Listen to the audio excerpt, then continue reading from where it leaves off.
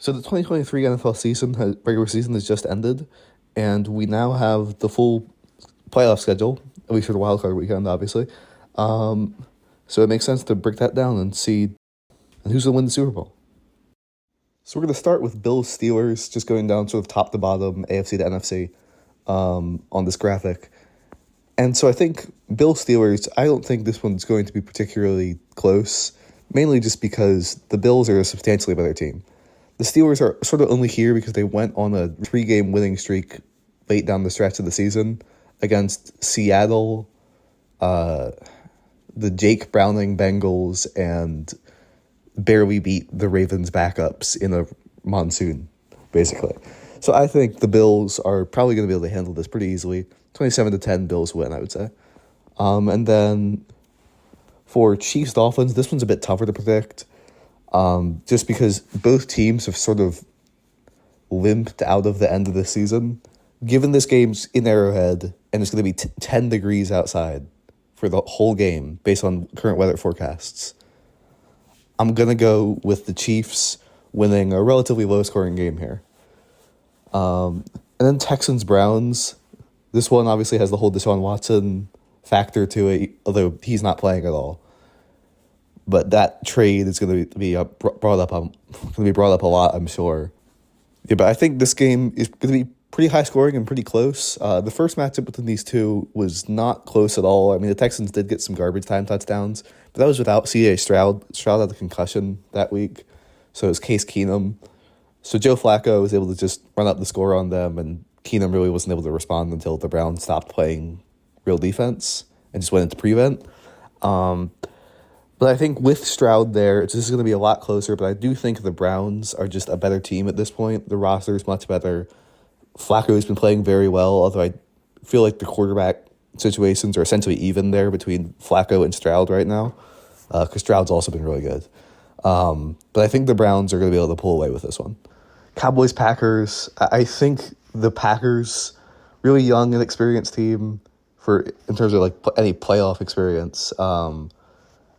They snuck in there right at the end, but I think Dallas is just a much better team, and I think Dallas is going to be able to win this one pretty convincingly. Then the Lions-Rams, this one's a lot tougher to figure out. Neither one of these teams have really had to compete with any of the top powerhouse teams in the league. Like, they haven't really had to play the elite teams in the NFL more than one time, really. And in both cases, they lost that one game very narrowly. This is Matt Stafford's return to Detroit. And the thing is, I think I'm going to go with the Rams winning this one in a close game just because Sean McVay and Matt Stafford and a lot of the Rams veteran players have a lot more playoff experience than Detroit does. And I think that does factor in here when it's two teams that are pretty evenly matched everywhere else. Then Buccaneers, Eagles, I think this one is going to be neither of these teams are really that good. But I think this one almost has to be the Buccaneers. You almost have to pick the Buccaneers here because the Eagles have just been terrible lately. Like, they've lost 5 of 6 down the stretch, and they haven't exactly been playing good teams. Their one win in that stretch is against the Giants. They got blown out against on Sunday. So I think the Buccaneers have to be the winning team here, realistically, especially given the game's in Tampa. Eagles are coming off another terrible loss. The Buccaneers haven't exactly been good either. I mean, they had to just beat the Panthers 9-0, which is not impressive at all. NFC South as a whole has been a bit of a mess for years, but I think close, low-scoring game, but Tampa pulls out. On to the divisional round. We'll keep it going with NFC teams here. So 49ers-Rams is going to be the first matchup there, and I think this one's going to be closer than a lot of people would expect. These teams, both of their games this year, not just the one where both teams were playing backups last week, but the one they played earlier in the season, they've both been pretty close. And I think, coming off the bye, you can sometimes start slow.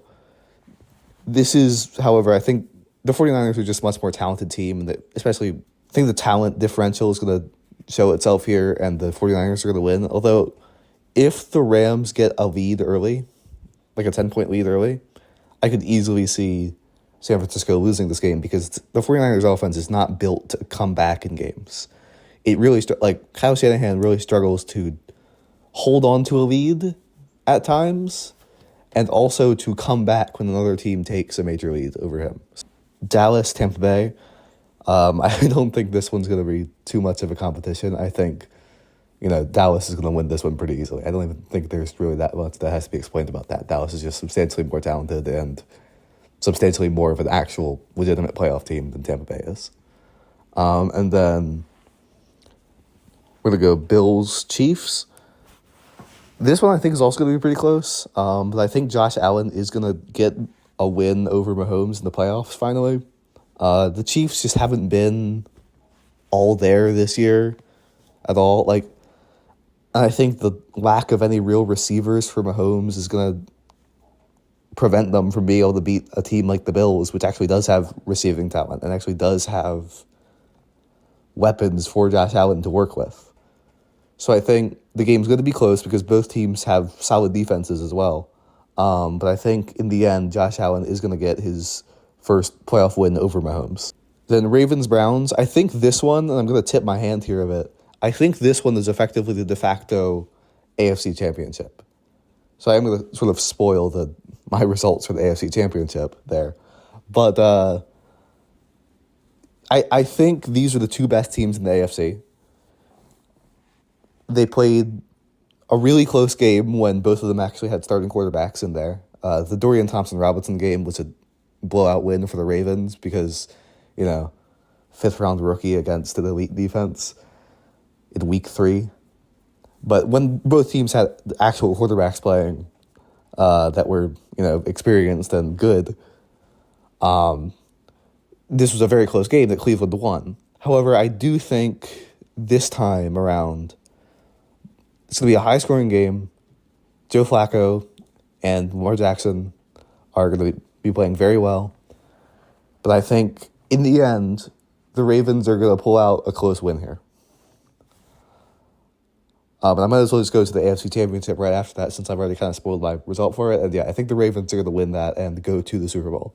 I just think that with how well Lamar's been playing lately and how extremely talented this whole team is and with one of the best rosters in the entire league, so much depth, so much talent on offense and defense, I think this one is going to be a pretty easy Ravens win. And then in the NFC, I think it's a similar story for San Francisco against Dallas. I mean, we've just seen that Dallas has not at all been able to beat San Francisco at any point. And San Francisco's had a lot better of an stretch to the season than Dallas has, with Dallas losing in pretty humiliating fashion to the Bills and then also losing to the Dolphins. And, I think San Francisco is pretty clearly the best team in the NFC. And I think they're going to be able to defeat Dallas with relative ease. Now, before we get to the Super Bowl, I am going to go over who I think is going to win all the major awards. If you want to skip this section, that's fine. There's probably a time code in the description. Unless I forgot to put it in there, hopefully I didn't. But Lamar is going to win MVP. CJ Stroud is going to win Offensive Rookie of the Year. And Defensive Rookie of the Year, Devon Witherspoon. I don't think any of those really need that much explanation. Offensive Player of the Year, I think CeeDee Lamb is definitely the most deserving of it. There's a decent chance they do give it to Tyreek Hill over him, because Tyreek Hill also had a really nice year. But I think CeeDee Lamb has earned Offensive Player of the Year. Coach of the Year, Kevin Stefanski, I think that one's also fairly self-explanatory, just given what the Browns have gone through with having to start 5 different quarterbacks this year, and that team still being in contention for, they could easily make it to the Super Bowl if they get past Baltimore. And then Myles Garrett, any Steelers fans watching this are not going to be happy about this, but, TJ Watt's already won a Defensive Player of the Year, I believe. And Garrett's also had a really nice year this year. TJ Watt, I will give you this, is a better player overall, but I think Garrett is better as a pure pass rusher. TJ Watt gives you other things in coverage and, plays like that, but Garrett's just a better I don't even know how much of this is going to be a reflection entirely of Garrett. He's had a really nice year, but I think it's more going to be a reflection of how dominant the Browns' defense has been overall and how good the Cleveland Browns have been this year. And then comeback player of the year, it's either Damar Hamlin or Joe Flacco. So my Super Bowl pick, I think this is going to be a really tight game between the Ravens and 49ers. I think this is going to be a lot closer than the game they played a few weeks ago where the Ravens completely dominated it. But I do think the result is going to be the same. I think the Ravens are going to be able to pull out a win here, get Lamar Jackson his first ring along with his first MVP. I just think Baltimore is clearly the best team in the league this year.